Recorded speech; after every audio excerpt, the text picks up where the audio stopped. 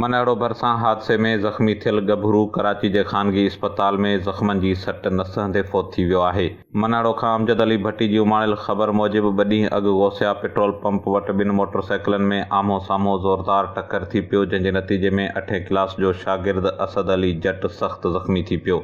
ज़ख़्मी शागिर्द खे ॻणती जोगी हालत में नवाब शाह इस्पताल मुंतक़िल कयो वियो, जिते तबियत में सुधारो न अचण सबबि खेसि वधीक इलाज लाइ कराची जे ख़ानगी इस्पताल नियो वियो, जिते इलाज दौरान ज़ख़्मनि जा सूर न सहंदे अॼु हुन दमधणी हवाले करे छॾियो आहे।